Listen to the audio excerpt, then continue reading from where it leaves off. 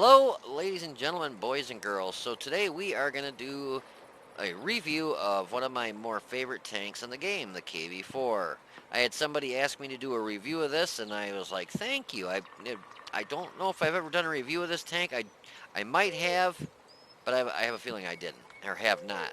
So yeah, I was more than happy to do a review of this when he asked me. This is one of the tanks that have been in the game since pretty much the inception of the game itself. They've done very few tweaks to it other than when they gave it the HD modeling. They've really never touched it. It could probably use a little more uh, beef on this upper turret.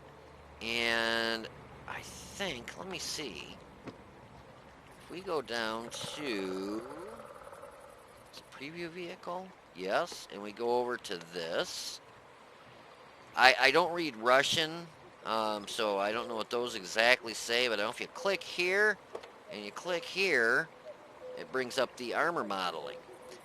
Well, we're going to get it straight on first, because as soon as you click it, click your mouse, that pops off. So we'll bring it up again, and you can go over and it shows, your front lower plate as you come across, down to the very bottom. That's auto bounce.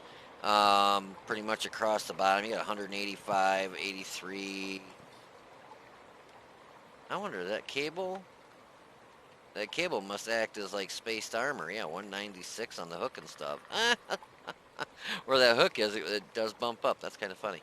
The upper plate here is 266, but it's probably going to be more of an auto bounce. This upper plate here is 220, 220, 230 in the thicker areas.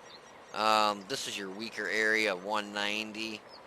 190, 190, 192. So about 190 there.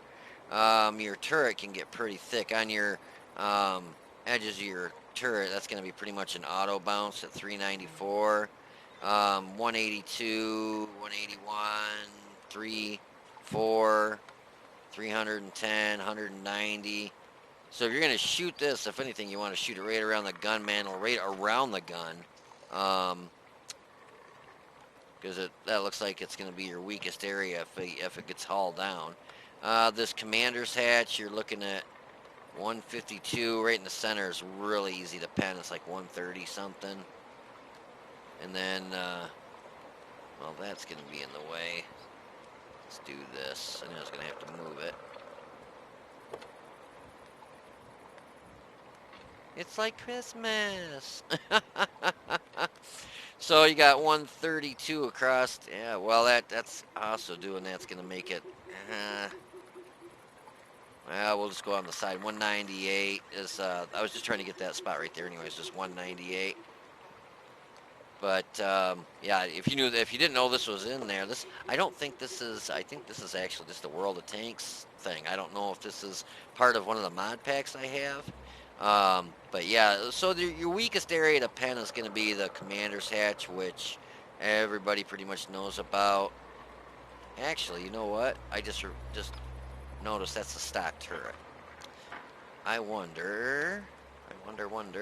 Oops, let's do this. There we go. I'll set it up kind of how I have it. I was like, wait a minute, that commander's hatch didn't make any sense. That's on the stock turret. So we'll go to this is the bigger turret. This is the better turret, actually. Well, yeah, you can see it's got 535, about 500, 530 in the thicker areas on the side, so that's going to be auto bounce. About 180, 183. Lower part's pretty thick there. Yeah, still, even on this turret, the weak spot's going to be right around the gun mantle. I mean, excuse me, on the gun mantle, but right around the gun. And then, of course, you've got this huge commander's hatch up here. You want to shoot it dead center, right around that gun, because it's only about 181, which is still pretty darn thick. But if you shoot off to the left or right, you're looking at 400, 390, 340. So that's pretty thick around that. None of this is going to change. It's just I put the stock turret off and put the bigger turret on. Unless you want to aim right at the gun, it's 60 millimeters. Yeah, you get on the side, and it is one big shoot me here. Oops. What? Well, we can see that, but I don't want, there we are.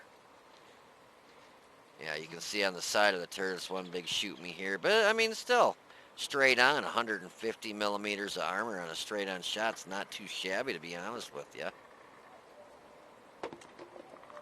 So, yeah, it's about 150 across the board on the sides. 194. I'd say 150, 160 on the sides. I mean, that's still decent armor for a side shot. I mean, obviously, when you get to the rear of this thing, you're looking at definitely, you know, shoot me here. Yeah, 90 on the lower, 99, about 100 on the lower plate, 90, 95, 45 on the upper, 140 on the very back, 150. That's weird that that's green right there and it's still 150. Yeah, so kind of on the back of the turret, right dead center. You know, anywhere on the back of the turret here, anywhere on the keister. But yeah, this thing, I really do like it though. It's a great tank. We'll kind of get back to the garage, go over the stats of it real quick. Yeah, so the gun on this is really nice. You get a tier 9 gun, standard pen 227, premium is 289. AP for your standard, APCR for your premium, and HE for your HE. It's got 62 pen for your HE, 420 average damage on the HE, but you better hit something really lightly armored to try and get full penetration of that. 289 for your APCR, 320 average damage for your APCR and your standard.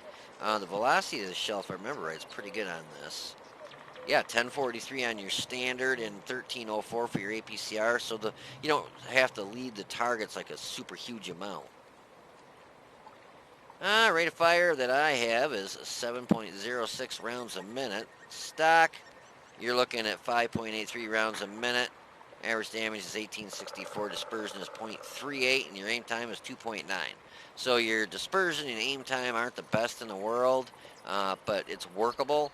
Like I got brothers in arms, and you know you got I've got the gun rammer, vents, and the enhanced gun lane drive. I wonder what all you can put.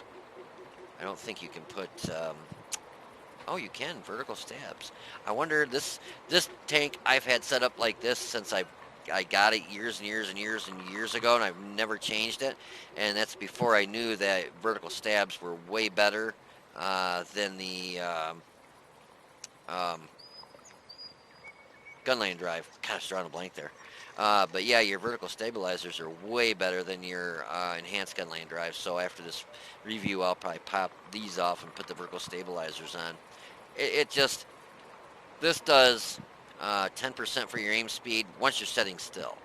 These are 20% as you're moving, and then the reticle's already shrunk down 20%. So when you come to a stop, it's already shrunk down 20%.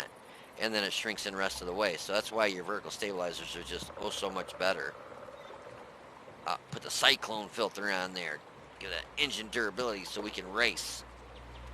Let's see, my rate of fire is 7.06 rounds a minute, so my reload is 8.5 seconds. Gun traverse is 21.81, and the haul traverse is 19.63. It's slow, but it's a super heavy. Gun depression, -6, and positive in the air is 18. So, and you'll see in the one is that in this replay? No, it's not. That was a different tank I was thinking about. Aim time, I've got down to 2.42, which really is still not that good. It could be a whole lot worse, up around 3 seconds, but I love to see my aim times at 2 seconds and under. Dispersion, we've got down to 0.35. Again, I'd like to see that down around more like 0.32. And it seems like it would be with the length of this gun, and it just, you know, I know it's not German, but it just seems like, you know, it would be a lot more accurate, or at least you would think it would be. Our average damage per minute is 2258, 1,700 hit points. Armor is 180 on the hull and the turret in the front, 150 on the hull and the turret on the sides. and 90 on the hull and 140 on the turret and the rear. So you can see this definitely has great armor.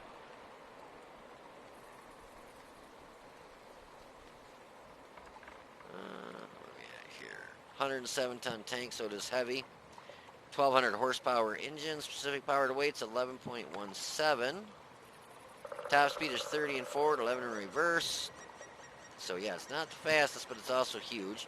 Your concealment, yeah, 3.78. Woohoo! Yeah, they'll spot you across the way quite easily.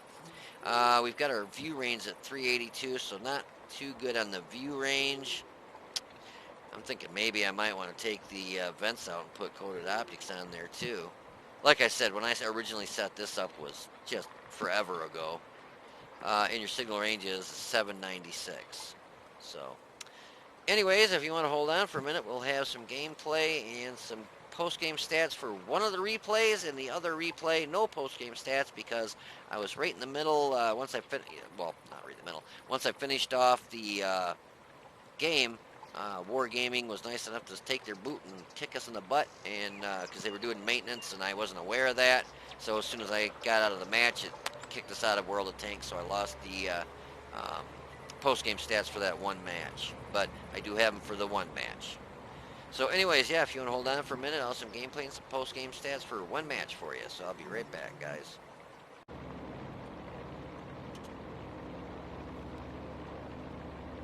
Alrighty, well, ladies and gentlemen, you're going to get a double helping of KV-4 action today. Unfortunately, the reason you're going to get this double helping is I have no results of the matches due to the fact that I was playing and got booted off at, it's about 4, I'm guessing about 4 o'clock in the morning. And what is it, the 10th? Yeah, October 10th at 4 o'clock in the morning, because they are doing an update or maintenance or whatever. So I was in the battle, and as soon as this finished, I was going to use this replay and another one, and unfortunately, I'm getting pancaked. Unfortunately, due to the fact that they were doing a, I'm guessing it was it said update, but then it said maintenance, so whatever. So I can't get you the results of the match. Obviously, you can kind of watch, and everybody's playing bumper cars. I had somebody request me to do some review or replay / review of the KV-4. I love the tank. I've got really good stats in it. And something's going to happen in this replay that I've never, ever had happen in the KV-4. But believe me, you'll know when it happens. This thing has got a mean gun. It's a tier 10 match, so I'm slinging premium because it gets my pen up to 289. Standard is 227. Yeah, 227, which is still not bad. But when you're going after, well, the shot here I'm gonna take in a second after the Kranvagen, the Crayola Crayon there, I probably didn't have a chance in hell to pen. But it looked like I might have been able to clip the front of his lower hull there. This thing has actually got a very accurate gun. I think it's .33 accuracy. Average damage is 320 on your standard, and your HE is 420. So we take a blind shot at the STA-2 setting up there in the bushes. And I'll forewarn you right now, both these matches, unfortunately, were really bad losses. You know, you got to work. You can only work with what you have, and unfortunately, both replays, both the teams that we had were just really not that good. So I'm going after this the ISM here. Where I shoot him right there is a beautiful spot to shoot him, and he puts one in my lower plate. That's got pretty good pen on that. The weak spot on this is this upper turret. Now, the next replay, you're going to see there was an IS-3 slinging all premium rounds, of course, while using, I think his WN8 was like 72. So he probably figured, you know, heavy in front of me, I got to sling all premium rounds at, at it. And we do bounce a couple of them, though. But, so yeah, I want to finish this ISM off real quick and move on to the next tank, which right around the corner, unfortunately, is a T-110E4, I think it was. I don't know how he got a shot. I'm going to pause it real quick. I want to look at something. That smoke was right in the way, so I can't really see. I can't zoom in either. How did he get a shot off? I'm not sure, familiar if there's like a ledge over there he must have been on, because he plugged the E75 and took a good chunk off him. Um, but anyway, so now I'm going to go, if I can quit clicking on the thing, go after their 7501K, and also there is that STA2 up in the bushes there. But I'm going to go after this guy here. The STA2, I think he gets lit up in a second. So he put one in his lower play for 307. The STA2, I believe that's an STA2. Yeah. He, as soon as he pulled the trigger, he got lit up. So here I could have easily penned this guy with standard rounds. We hit him for 291, a little bit of a low roll considering 320's average damage. I think I take a couple blind shots up there too. I'm figuring he's got to be in them bushes somewhere. Now this Cranwagon, I call it a Crayola Cran, he's top tier, and it's like, why is he not pushing at all? I'm supposed to be supporting him. He's not supposed to be supporting me. But I figure I'm going to go ahead, if I push out, I know I'm going to probably take a hit by the 7501K there, but I've got a lot of health, and he's going to get one shot off, and then I can probably put 2 shots in him for his one to me, because the reload on this is I've got it down to about 7 seconds, which is actually very good for 320 average damage per hit. I was a little bit bummed out. I was hoping that the Crayola Crayon there would stay with me, so that if I did get a shot into him and pen him, that he could go after him. So I start to pull out. And remember at the beginning of the match I told you something's going to happen that I've never had happen in the KV-4, and you'll know what it is? That's it. Got ammo racked. That is the first time since I've owned the KV-4 that I've been ammo racked in it. I don't know if he just got lucky, or if he's got like a skin mod on there showing where it says shoot here to ammo rack enemy tank. I don't know what it was, but he got pretty darn lucky, because which I turned around, I typed, well, now you have some armor, Kranvan, however the hell you pronounce it. Every time I say it, my son's like, that's not how you say it, Dad. So I call it Crayola Cran, the Crayola Cran wagon.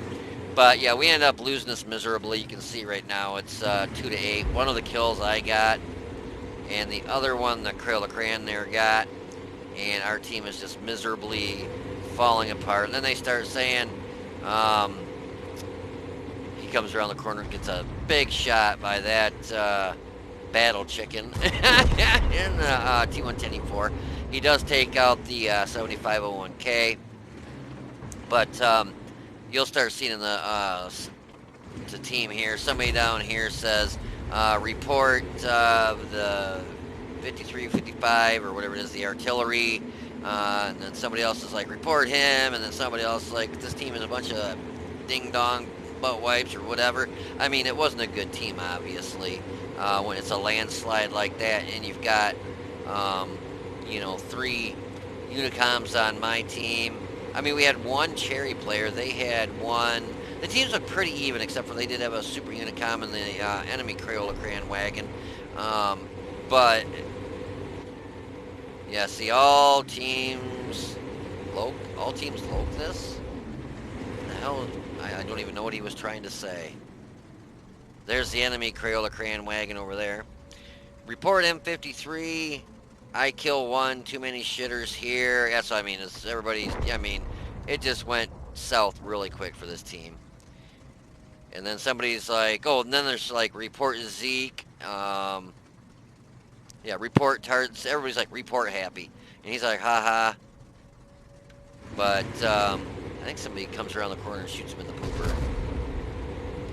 I mean, the Zeke guy he had good stats, but he wasn't really that good of a player. I mean, when you're shooting 10 tanks in the turret, especially the Object 140 and stuff. I mean, that thing's got, you know, unless you aim for the commander's hatches and stuff, but yep, he got taken out.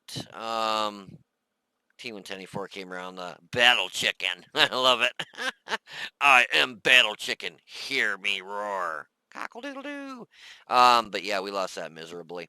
But yeah, that's the first time I've ever been ammo racked in the KV-4, so I was like, whoa, that sucked. But yeah, if you want to hold on, I got another helping of a loss. I think we were top tier in the next one, but it was the same thing. Basically, the team that I was on was just stacked with people that are in top tier tanks that hide behind rocks and don't move forward to help you, and basically window lickers, I guess is the easiest way to put it. So if you want to hold on for a minute, I'll be right back with that match, and yeah, so hold on a minute. Hello, ladies and gentlemen, boys and girls. So here we are in Minsk, in the awesome KV-4. Well, used to be a lot more awesome, but due to power creep, not quite as awesome as it used to be. I mean, you put one of these up against a defender, you know, the defender's going to walk away and you're going to be limping away with your tail between your legs. So, I mean, it's not as good as it used to be. It's still pretty good, but it just doesn't have, it needs a nice buff. You know, I mean, if they really did buff up your frontal armor and give the gun a little some tweaks, you know, a little faster load time, a little more accurate, it would, I mean, and it's still, in my mind, it's still a good tank, but it just doesn't compare to a lot of the tanks that have been released, you know, recently. It just, you know, and it's going to happen. You know, you take a tank that's been in the game for, you know, 9 years compared to a tank that's been in the game for, you know, 2 weeks, and you can set them side by side, and you know which one's going to walk away the better tank. But a lot of times I try and get in here because people drive right through there, and you can, if you can spot them quick enough, get a nice shot into them as they swing on through there. So we're just kind of holding up. We're top tier on this match, so I'm not going to sit here too awful long. When I saw that, was it a 2801? Whatever it was, a 2801 Hellcat, whatever it was there, I think it was a 2801. The light tank there, when he went zinging by, really nothing lit up. So I thought, you know, I'm going to go ahead and push. Looks like, what we got over here, P Victoria. So, I know I'm spotted, obviously, and I got a tank destroyer facing me like that, but my 6th sense didn't go off, and I'm pretty sure I got 6th sense on this. It already puts a round near us. It didn't do any damage, but it did stun our crew. And that tank destroyer, he was very wise. I was trying to get a shot off, but he got snuck in there just before I could get the round off. But he was wise to the fact that where his positioning is there is not going to work out. So I am going to go ahead and just keep pushing up the, I'd say it's not really a 9 line and not the 0 line. We'll say 9.5 line. And I'm going to hopefully maybe get some shots off at the side of that tank destroyer. I got to turn it on, so I think it's an AT-15, but I need to turn it on so it shows the tank name also, not just the person's name. But I was waiting to get hit by an arty shell because a lot of times artillery will set up in here or at the end of this road, and then they'll take a shot and then they'll scoot out of there real quick. Or I was going to come around this corner and have a rude awakening of whatever's, you know, in those buildings right here to my left. So I was all ready and prepared to take a shot and back up if need be. But lo and behold, there's nothing there. I was like, their whole team has got to be pushing the other way. Especially when I come around the corner here and there's still nothing. I figured maybe there'll be something up the road here. I know there was a King Tiger C up in here somewhere, and I'm thinking to myself, where the hell? I'm going to come around the corner and he's going to blast me in the face. So I'm thinking, oh, okay, he's got to be to the left of me because the P Victoria just went down the road and didn't light anything up. And this guy's like gone. He's like a ghost. I'm thinking to myself, where in the hell did this King Tiger see? That's not a small tank by any means. Where is he at? Then I got thinking to myself, he's got to be squeezed into one of these little alleyways somewhere. And I'm going to come around the corner and he's going to blast me one. But nothing so far. So he's, and then I was like, holy crap, he's in that little pocket there. And I looked to my left and I see a tank destroyer. He knew he was in trouble as soon as, yeah, we bounced around from a scorpion. So that shows you the armor on this can hold up very well. But we get rid of the King Tiger. The unfortunate thing is, you can see, this is not the fastest moving tank in the world. So a Panther put some premium round into our side. And I'm thinking to myself, time to push up and get up on this hill.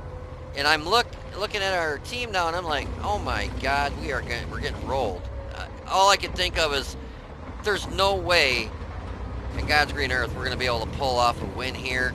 So the P Victoria is in the cap. I'm going to come up here and take shots at stuff and try and hold them back so they're not coming up here and resetting the cap and whatnot. But artillery had a shot right in on us. I probably should have got right in on the cap with them, but if I push forward, I know right to the right of me there's artillery and there's tanks, and I'm like, how in the hell is these rounds missing? Yeah, the smart thing, I probably should have got on cap. But my biggest fear is if I come around this corner right here, which that's what I'd have to do to get on the cap, is I'm going to be doomed. And we're capping, but just not as fast if I were on the cap. But all I can do is just try taking shots, holding them back, and you can see the arty rounds are just flying in. But then that scorpion comes zinging through here, and myself and the P Victoria put a nice shot into him. And I should have stayed on cap. But no, stupid me, I got back off cap. And then what I was doing is I knew, I'm going to pause it and show you why I wasn't staying on cap. If you look, there's a hole right there, big door. So I had a bad feeling that the scorpion was gonna, he just drove by us there. He was gonna come through that door and try putting a round into me or the P Victoria to reset the cap. So I was just gonna be ready for him. This has got a decent reload. So we take him and get him out of there. Unfortunately, the scorpion does hit the P Victoria, and that's why I didn't want to get on the cap, because you can see these guys are just rolling in. And I'm just trying to take them out as they roll in, but we're getting capped now. They got two on our cap. So I probably kind of stepped on it, but you can see a scorpion was going to try hitting me there. And if I would have been on the cap this whole time, we might have, I don't know. It's just they keep resetting the cap anyway. So even if I would have got on the cap, I don't know if I'd have got tore up or, yeah, you can see they're just nailing the crap out of me. And they got 3 on cap, and we just didn't have nothing to get on cap. So, in a way, I partially feel responsible for that loss, because I think if I would have got down here with the P Victoria, stayed low, we might have won by capping them out. But hindsight's 2020, and with the Scorpion and what they had, if I wouldn't have been up here shooting and stuff. I mean, you saw I took out 2 tank destroyers, and there was a medium and the Scorpion. You know, they would have got back and probably ended up resetting the cap and knocking us out anyway. So I felt if I stayed up here, I was on the high ground. At least they were shooting at me and not the P Victoria. And I was thinking he was going to be able to cap out. But unfortunately, our team just kind of, boy, that 30-02M wasn't happy. But our team had dwindled so much that we didn't have anybody to get back on the cap and reset it. And our AT-15 was on the cap over there too. So, well, he was getting on the cap. It was just, I don't know. You know, we might have lost this because of me, but we could have also won it because of me taking the hits. So, you know, it's really, you know, are you comparing apples to apples or apples to oranges? If I stayed up here and took the hits, was that stopping them from coming and resetting the cap by hitting the P Victoria? If I would have got down here with the P Victoria, would already been able, because you can see the arty shells are flying in here left and right. They probably would have been resetting the cap anyways by hitting me or the P Victoria. It's really so hard to tell. I mean, the only way I could really say, yeah, it would have worked or not is by to replay the match and then get on cap and see if we could have out capped them. And now that I think about it, it did get down to like 9 seconds. So if I'd have been on the cap, we might have actually pulled it off. So, boy, I tell you, I really hate to say it. We lost this because of me, but unfortunately, we might have. But anyways, yeah, so that was the replay of one of the replays of the KV-4. So you can see it can hold its ground, but it does definitely need some buffs with the gun handling and toughen up the frontal armor a little bit because, like I said, the power creep factor's there, and there's just so many newer tanks that just outperform this that it's just you know it could be better, but it could be worse. So if you want to hold on for a little bit, I'll be back with some post-game stats for you. So I'll be back. Well, that's the results of that match. I guess can you have more of a useless team? This thing it's big, it's got good armor, but with big and good armor comes a big target and slow. And there's no way when they started capping our base that I was going to get back in time. Not even close. Um, I'm not sure where our AT-15 was. I probably should have been kind of looking for him on the map to be like, are you close enough to go back? The P Victoria, it's a medium. He might have made it back, but with only three of us being alive against 1, 2, 3, 4, 5, 6, 7, 8, 9, almost half the team. Even if the P Victoria or AT-15 would have tried getting back, they probably would have been annihilated. So I started taking some damage from the AT-15 on the enemy team, which has got really good gun. Fires really fast, as you could see. I needed to get off that hill because I was just a big fat shoot me target there. And as soon as I got up the hill, the match was over. But I ended up losing. It's not really that hard. I mean, the alpha on the AT-15 is like 150, I think. I'm not real sure what it hits for, to be honest with you. I think it's 100. I've got it. I believe it's 150. But anyways, so unfortunately, again, that was another loss. The RWN8 was 2652, and at least this time we didn't get our turret popped off. And that was a fighter and a duelist, or fire for effect. Um, yeah, I've had uh, two matches in this, and another match and something else. I can't remember what it was, but so far 3 losses in a row. I hate losses like that. But anyways, the AT-15, we hit him one time for 342. So you can see this thing, it average hit on the gun is 330, I think. 320. So we actually got a pretty decent roll on him for 342. And he got hit for 16 upon a spotting. Already must have splashed him or somebody hit him with an HE or something. Scorpion G, we hit him two times for 429. He tried being sneaky. When he went and cut right in front of us to get to the left of the buildings where we were, I put one in his keister, and the tank that was right next to me there, the P Victoria, he hit him too, and we left him with not too many hit points, hit like 100, give or take. And we did bounce one of his rounds, and that's, you can see, that thing has got wicked good penetration. So we bounced around from the Scorpion G. That's telling you what kind of armor this bad boy has. And he got hit for 256 damage upon a spotting. But he tried being sneaky, and there was that door opening that I drove through to get up on the hill where I was. And when I saw him shoot across and go up, I knew. I'm like, he's going to try getting a shot at me through that door. So I pre-aimed in there, and sure enough, as soon as he swung in front of that door opening, he was lit up. I took a shot and killed him. So, try and kill me, will ya? The King Tiger C, we hit him twice for 564. The Panther, we lit him up, and he got hit for 118 upon the spotting. The Dicker Max, I missed a lot of shots on him because those Dicker Maxes are just, they've got such awesome frickin'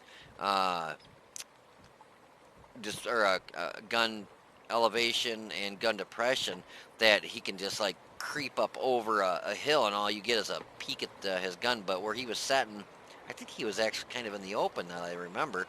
Maybe it was the Hellcat. One of those two, I think it was. I was having, or he might have been the Panther. I kept taking shots at him and missing him. Oh, it might have been the Panther because I think it was that I was shooting. I kept missing. But Dicker Max hit him for 54, finished him off, knocked out his driver, bounced 2 of his rounds for 600 because it hits for 300 alpha per hit, which that thing is, it's got a hell of a gun. Hellcat, we hit him 2 times, finished him off for 427, knocked out his turret, and bounced 1 of his rounds for 240. And the AMX-12T, we bounced 2 of his rounds for 220. We did the most damage at 1,816. We got 4 kills and a base experience of 366. So between the rest of the team, they only got 2 kills. 15 shots, 9 hit, 8 pen, 1,816 damage from a distance of more than 300 meters, 387. We got hit 10 times, 4 pens, 6 bounced, 1 hit of splash damage for 1,550. We spotted 1 damage, 5 destroyed, 4. Damage with our assistance was 390. I think I might have shot a couple premium rounds. Mainly standard, but I think I shot a couple premium rounds. So we only made like 4,970 credits. Was there artillery? Yeah, there was arty in that match, wasn't there? Yeah, 44. Oh yeah, there was 2. 2. Did we have 2 or did we have 3? 1, 2. So 2 on each side. So I was wondering when I saw splash damage, I didn't know if somebody resorted to shoot me with HE, because that'll happen a lot, because the armor on this is just so good that people will resort to shooting HE at you because they just can't penetrate you, especially when you get a tier 6 against you and you're in this tier 8 with this 180 millimeters of frontal armor on the turret and the hull. Yeah, people, they can't penetrate you, so they get, pissed and they start slinging HE at you, and they might do 5 damage or 3 damage. Sometimes they'll even just bounce off you. But you can always tell when they're getting pissed, because you'll see, first it'll be their standard rounds, it'll bounce, and then it'll be they're loading their premium rounds, and it'll bounce, and all of a sudden you're getting hit with HE, and it'll make that big boom, and you'll see 3 points of hit points come off you, and then 2, and then 5, and it's like they've resorted to HE because they're so mad. Yeah, but yeah, the KV-4, man, I'm telling you, it's a great tank. I like it a lot. It is big, but it does have the armor to back it. If you're top tier, like in this match, you can push pretty hard. If you're bottom tier, yeah, you're gonna have to play it a little bit safer because it is a big target, easy to hit. And if a tier 10's hitting you, then 180 millimeters of frontal armor doesn't seem like a whole lot, especially when it's kind of flat on your lower plate. Your upper plate's only angled a little bit, and it's just such a huge target. I mean, it does have a big silhouette. I mean, look at the size of that flipping turret. It's the size of a 3-bedroom condominium. But yeah, but it's a fun tank to play. I've got pretty good stats in it, 61% win rate, 142 matches. Average damage per match is 1,832, so we'll do pretty good when we play it. Got Brothers in Arms in it, which that's a hell of a lot of crew members to have Brothers in Arms with. Should have put one of those female crews in it. Comes with like 5 perks per person. But yeah, so anyways, that was the replay and the results of that match. And yeah, so I hope you guys enjoyed this video and the review of the KV-4. If you did, if you liked it, please hit the like button down below and subscribe to the channel. You guys take it easy, be safe, and I'll see you on the battlefield.